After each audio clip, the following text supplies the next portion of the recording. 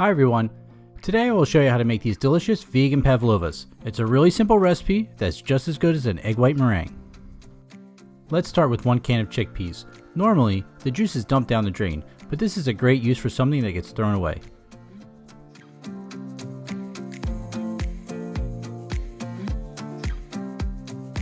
Add this to the mixer with our apple cider vinegar.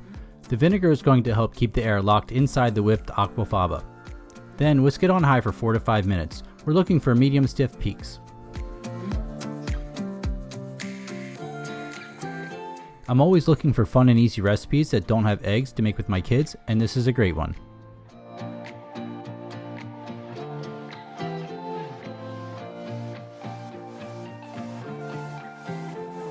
Right here we're at the soft peak stage. You can tell because it just looks kind of like a soft foam, so we're going to whisk it for a little bit longer. When we have our medium stiff peaks, add the sugar and vanilla extract, then whisk it on high for 1 more minute.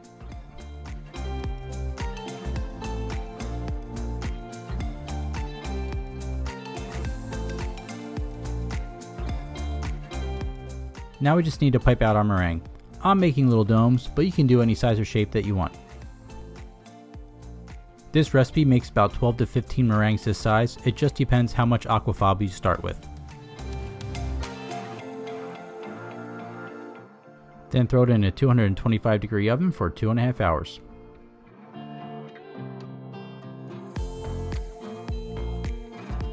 When they come out of the oven, this is what you're looking for, a nice white dry meringue.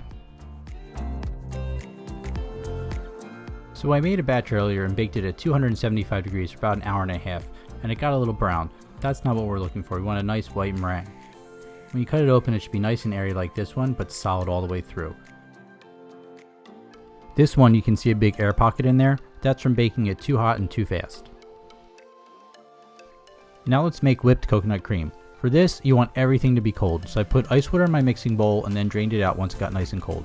The coconut milk also needs to be cold, but what you want to do is open your can and let it sit on the counter for a little while to let the fat separate from the liquid, and then just put it in the fridge overnight to let the fat harden. Then you add just the coconut fat into the mixer.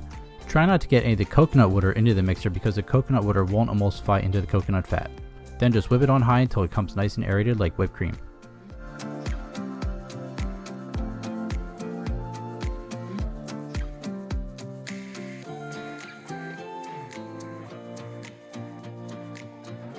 Once it looks like whipped cream, put it into a cold bowl and leave it in the fridge until you're ready to use it.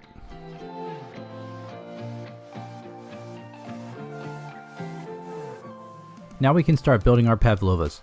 I'm just cutting off the top of this one to make it nice and flat so I have a nice area to build all my fruit on. Then put on some raspberries.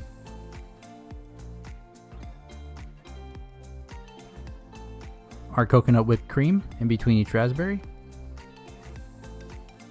I like to fill it with a little raspberry jam to give it a little extra flavor.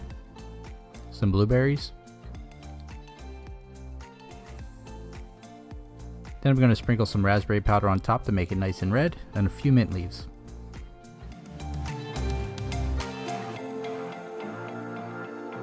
Let's cut the top off of another one so we can make our mango passion fruit pavlova. For this one, we're going to make a donut out of the coconut whipped cream. Fill it with some fresh diced mango.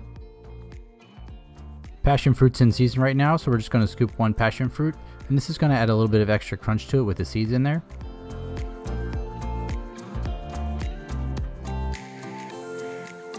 Sprinkle a little julienne kaffir lime leaves for a little extra citrus punch and some toasted coconut. Thanks for watching my video on how to make these delicious vegan pavlovas. Leave me a comment and let me know what some of your favorite fruit combinations are. Don't forget to like, subscribe, and hit the notification bell. See you next time.